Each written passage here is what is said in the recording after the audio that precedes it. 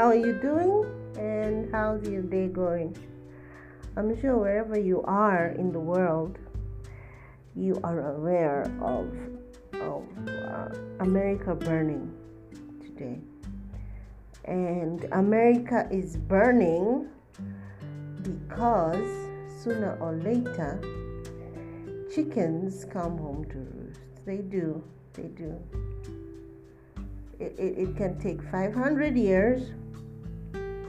It can take centuries and centuries, but eventually your chickens will come home to roost. And I'm sure there are like infinite podcasts which have discussed this in detail.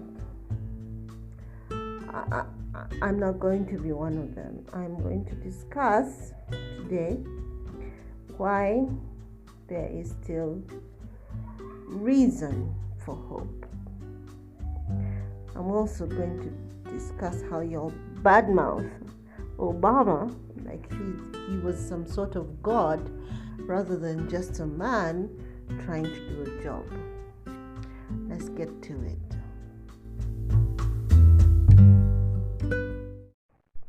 So I want to start with a post that the Dallas police had posted about how they were looking for snitches, right?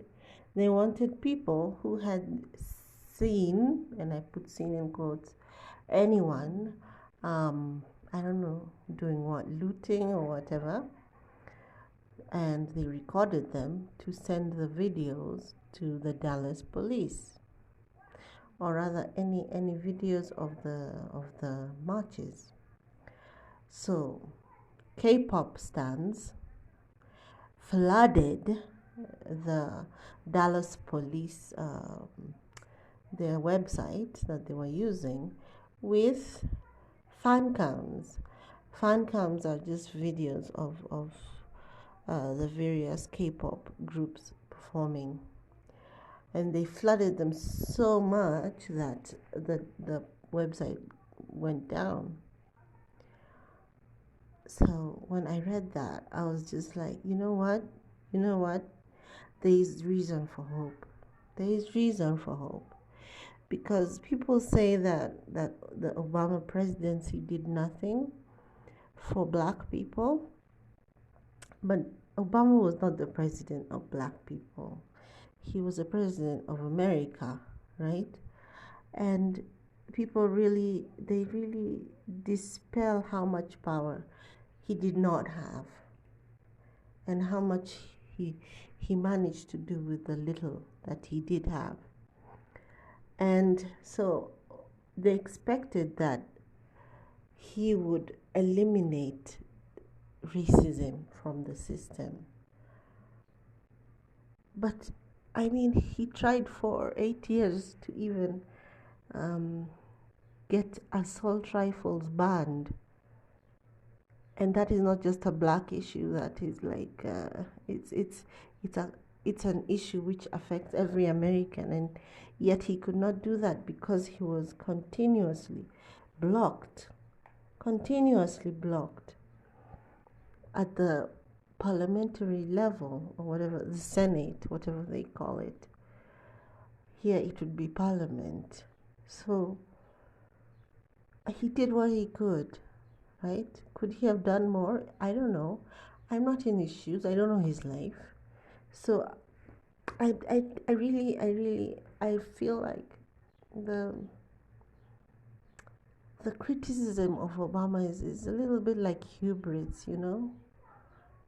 Like, are you sure you would have done more if it was you? Would you even have done what he managed to do?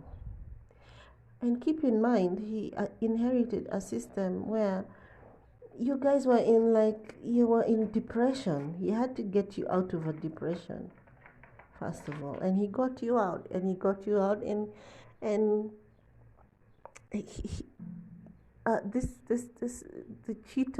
the Cheeto in chief right now is busy claiming credit for the jobs that Obama created. right? So, but that's not what I want to talk. I'm not here to defend Obama or what he did or didn't do. I'm here to think about, was his presidency useless?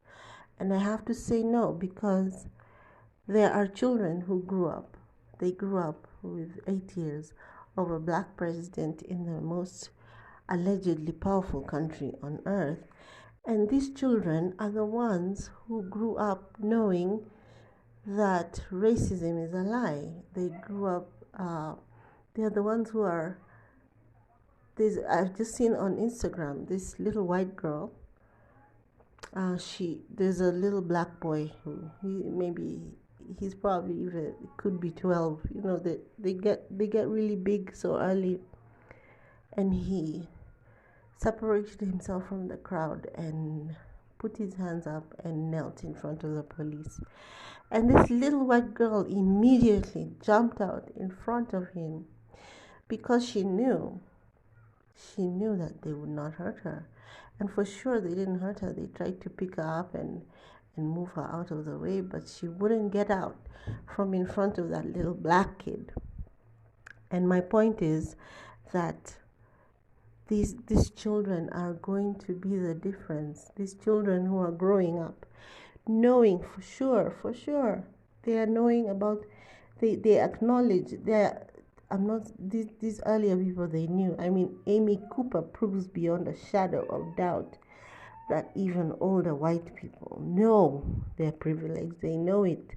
And part of knowing it is denying it because it's a matter of gaslighting.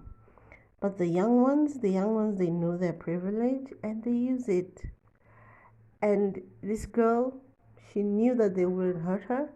So she stood in front of the black kid and said, no, if you want to go to him, you go through me. And for all you know, she saved his life.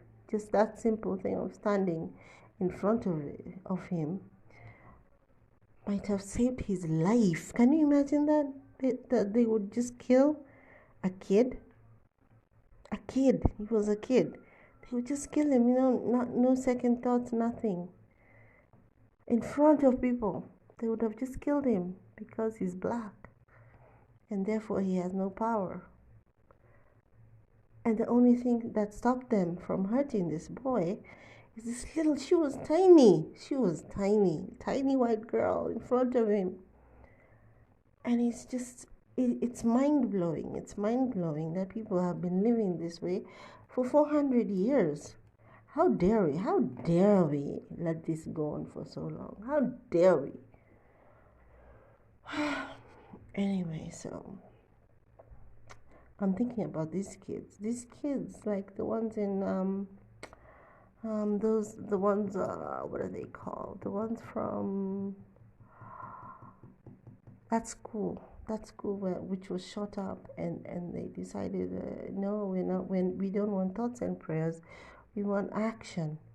Those kids, privileged kids who are aware of their privilege, and they used it to amplify other voices, black voices. They said, we're going to change the world. And these kids grew up in Obama's White House. 8 years of Obama's White House had an effect on all of us. Okay, we all want more for ourselves and for each other. And it's not just America. It's not just America, people. I've been on Twitter this whole week. Instead of working, I can't blame myself for not being able to work when all this shit is going on. But anyway, so I've been on Twitter a lot, and these people are compiling lists. I saw there's a list of Kenyans who have been killed by policemen ever since the lockdown began. That's just ever since the lockdown began. A whole list. And people are saying, yeah, we demand justice now. We demand justice not only for George Floyd, not only for Ahmaud Arbery, but also for Yasin, Moyo, and these other people who have been killed locally. In Nigeria, they're talking about women who are being raped and are being brutalized on public transport. And they're saying this needs to stop. We need to demand justice for this. And I'm going to assume that wasn't just happening this week. That women were not just brutalized this week. But this has given in Palestine there was a boy who was killed.